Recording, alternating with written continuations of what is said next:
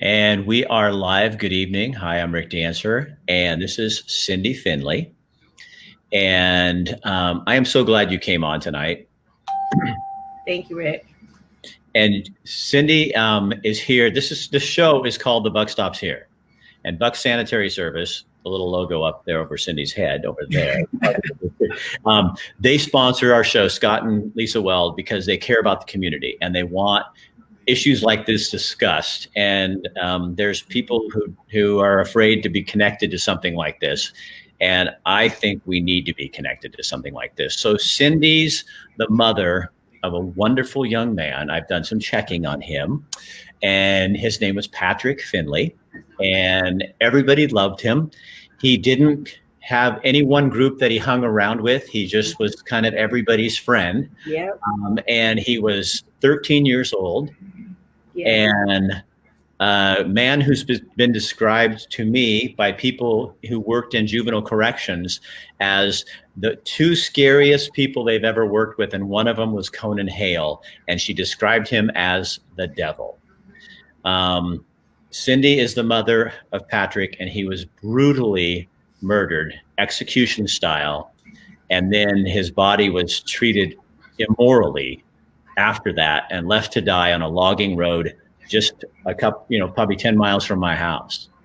The state of Oregon is talking about, but it's not a done deal, and that's why Cindy's here, about eliminating death row and putting those inmates in other positions, and some of them in the general population. So Cindy, thank you for being here. Thank you. So tell me first, let's start off with, tell me about your boy, about Patrick.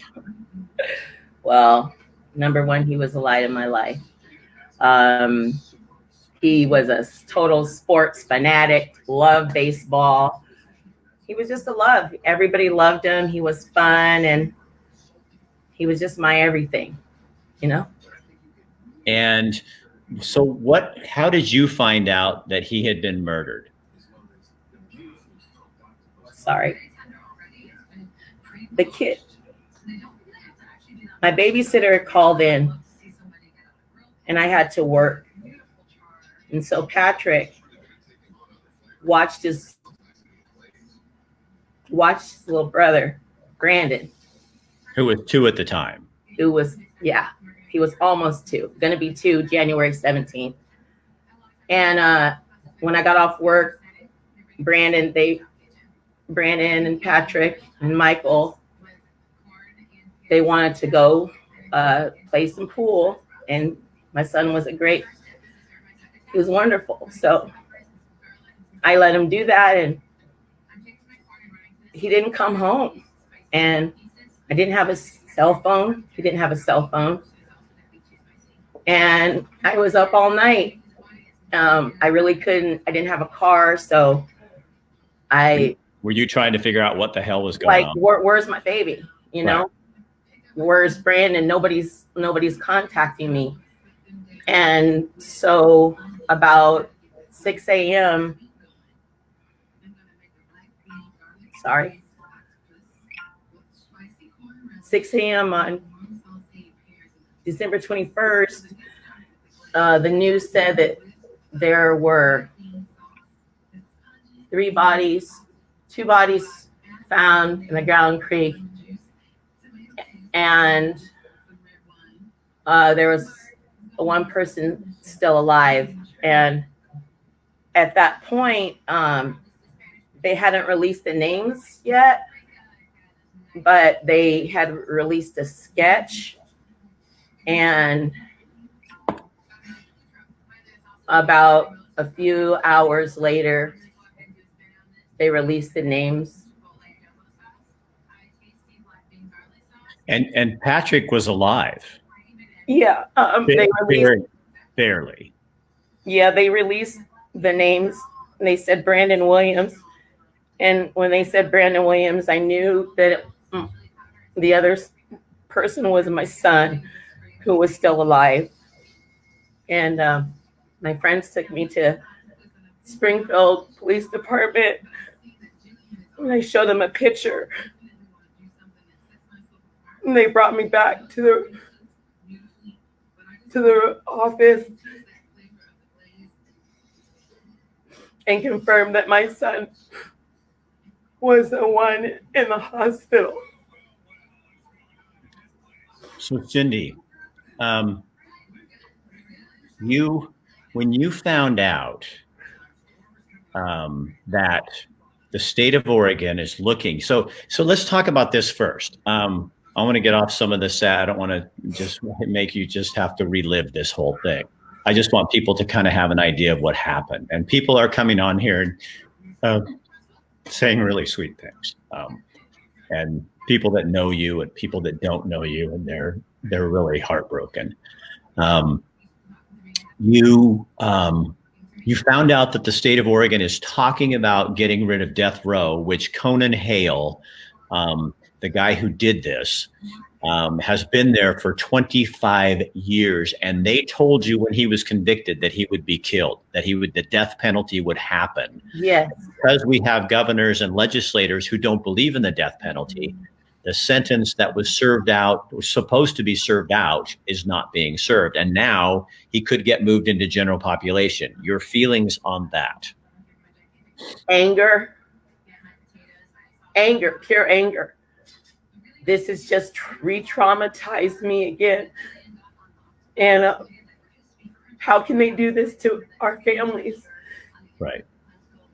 And I'm going to do everything in my power to protest this. Like, if they're not going to give him the death penalty, which is what you said, I really finally resigned myself that he's going to be on death row. And now you're not. It's not fair. Yeah. So then when you find out, because you probably have some trust issues with the state of Oregon. You think? You think? I'm angry. I don't believe you now. Now you told me that this man was going to be sentenced to death. You lied to us then, because that's not happened. So now you tell us 25 years he's going to be on death row. And now you want to change that. That's not fair. It's not right. And I want people to just please raise your voice. Right. This is like an injustice to not only your family, but because here's what people don't understand. I think there's 29 people, one woman, yes, on death row. Yes. And two of them are not on death row. One's in another prison and the woman in another place, but they're all basically on death row.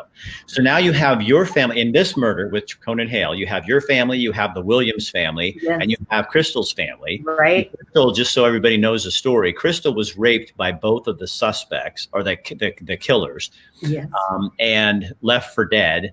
And the two boys were then shot twice. Brandon was shot in the face, Williams, several times.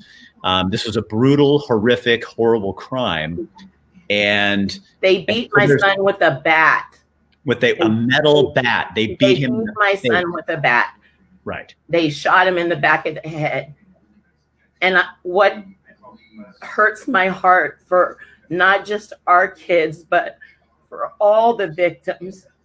But when I think about our babies, they were 13 and 15, how terrified they must have been. Right. So you had a conversation with Victim Services in Lane County today. Kind of tell the audience and people what that was like, what you found out. They're surprised too. Yeah, Victim Services, this is all brand new to them. So my victim's advocate, really, all she could do is tell me is that she's going to research it. She's going to look into it, but it is not a done deal. And when she told me that, I said, well, I have a big mouth and that's my baby.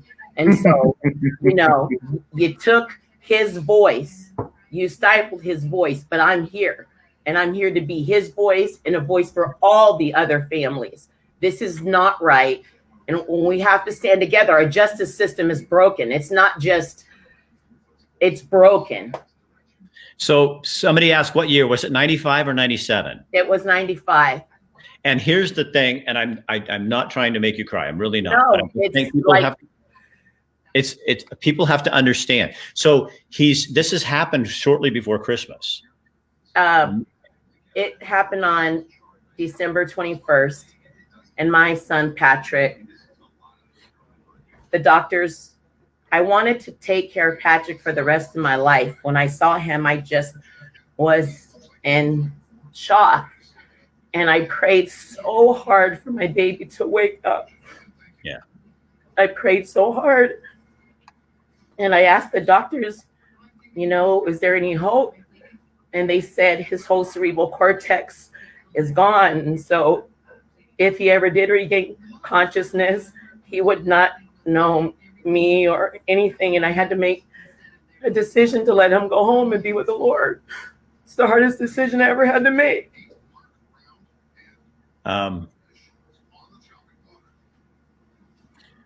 So it's really easy for people to come on here, and I'm not dissing anyone, but I think it's easy for us to all feel bad for you.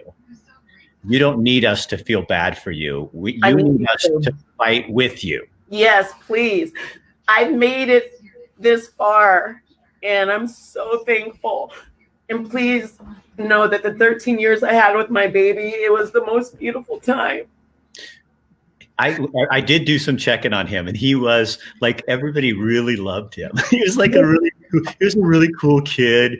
And like a couple of people told me, I think that's really an important value in someone, is he didn't fit in any one group. He fit in all groups because he didn't judge people. Well, we love people. That's the way he was raised. That's the way I was raised. We love each other. We're all in this together. It doesn't matter about your color of your skin, your economic status. None of that stuff matters. We all want the same things: love, safety, be valued, And for Patrick, this wasn't about race. He was in the wrong place at the wrong time. 100%. And he got, it's so hard because, so how, I think we have, many legislators, and our governor is against the death penalty. So my question is, so who do people write? Because you're writing to people who don't, and anymore, right, truth and righteousness don't really seem to matter much. It seems to be what your political opinion is. And rather than going, here's what's people. Popular. It's what's popular. Right. I believe. And so Go ahead. No, you do your thing. You're the one. I just believe that we just, I don't really know who to talk to. I know I've been calling the governor's office every day since I found out, leaving messages. You're awesome. Let me know. And I asked her, whose bright idea was this? And I really said that was the first morning I found out. Like, how can they do this to families? And I think we need to write our governor. I'm going to get petitions together, because I don't want this to happen. If you want to dismantle our death row here, then send them somewhere else where they have a death row. They don't deserve any extra nothing. I'm sorry that our system is broken and they didn't get the help that they needed, because Conan Hale and John Sussbauer, there's no coming back from that. Okay? There's no coming back. Right. And it's easy for people to, I don't think so, but I think it's so easy when someone to have compassion for someone. Well, but you can't kill them. And it's like, well, maybe that should have been thought about before they did what they did to those three. I mean, you guys, these were Brandon Williams, 15 years old. Patrick Finley, 13. Crystal, was she 15 also? Yeah. Crystal. So she's raped by both guys, and then they're all left practically naked and in weird positions where the people that found them have never gotten past it. I understand. I'm sure they haven't. And, like I said, this has just traumatized me, because another thing is that my baby was alive still. They were all naked, but excuse me.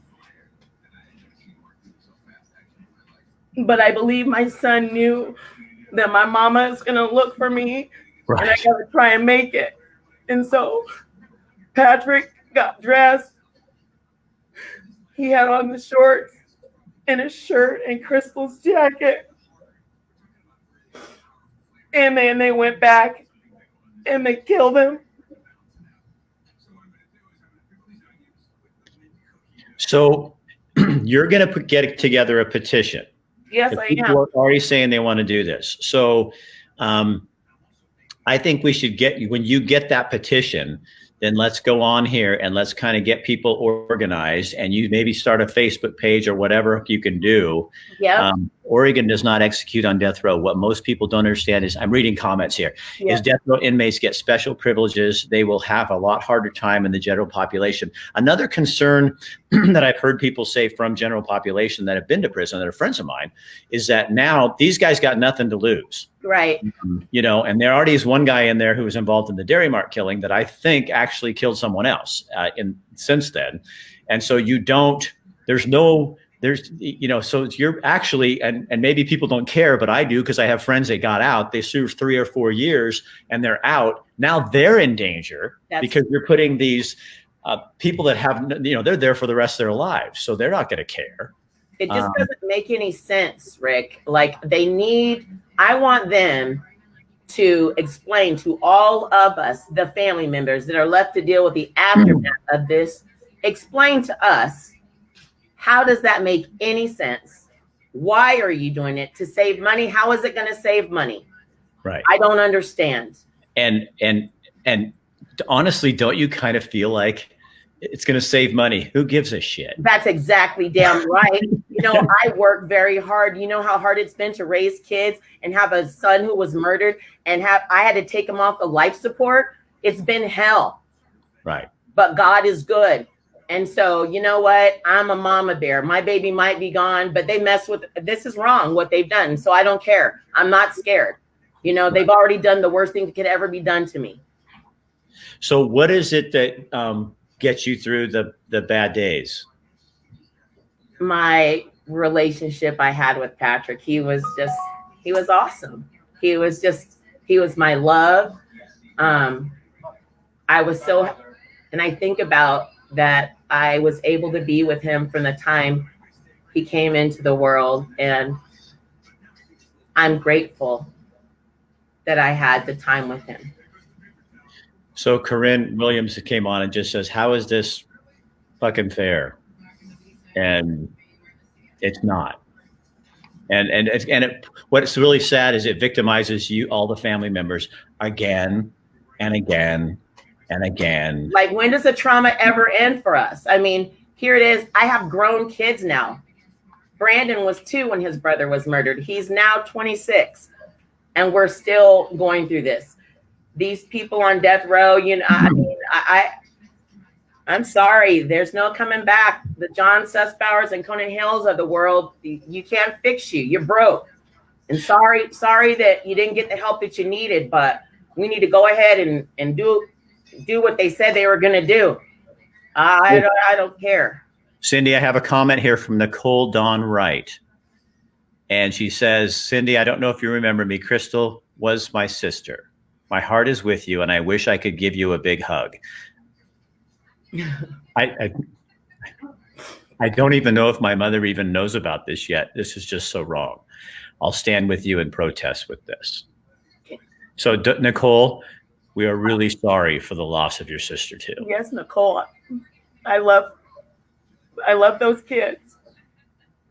And please, I need your mom to get a hold of me, because we have to stand strong. We have to rise up against this. I think if I'm not going to call you a victim. That's just bullshit. All the family members. I mean, you are not a victim. You are a survivor. And all the survivors got together and raised holy hell and marched to the Capitol, and everybody joined in with that. I intend to be on the state Capitol. You have no idea. I'm so mad. Like, I'm crying, but I have this righteous anger inside of me. My son isn't here anymore. Okay, so now Lacey Johnson's on here. Brandon's cousin. So we got a bunch of family members. You guys all need to get together and then get a petition together. I'll bring you on again. Okay. And we'll put the word out about that petition, but I can get up to 6 people on here at a time. And we'll get all you guys on there, and we'll throw this out to people. Again, Bucks Sanitary Service sponsors our show. They don't care what we do. They just want to do good things like this and get the word out. I want to encourage all the other family members to please get in contact with Rick so we can do this. We have to raise our voice. We have to be the voice for our family members. And now that you guys all have each other's information, I think you should connect with each other because it's all on here. Cindy, you can go through here, find each other, and then talk. And you guys get it all set up because it's going to be way more powerful for you to do it than for me. I'm going to be your voice box. You're going to be the voice and do that. And we're just going to push this thing. And I think there's other people like Donna Ream from the Dairy Mart incident. And there's other folks that have been impacted by this. And I think you'll get a hell of a lot of people. That's wonderful. Because people are, Corinne just said, done. Here, I'll show you. Look, done. And somebody, and you already know we did it in New York and we'll do it in Oregon too. And your auntie, love you, auntie. That's my niece. Hi, baby. I love you. How do you say her name? Siani. That's beautiful. Siani. Okay. All right. Cindy, you are badass. Thank you, man. And if my mom would probably do the same thing. I had somebody when I was running for office, and somebody in the adult home where she lived, the retirement home where she lived, didn't want to vote for me and walked up to her and started saying something. My mom looked at him and said, "You hold on. That's right. That's my son." That's right. And they shut up and let it go. And hold on, your sister's on here too. Love you, sissy. She was right by my side. Yep, that's my sister. It's my younger sister. And what you should do is go back, Cindy, and look at all the comments because you will feel so much better. You have so much support out there.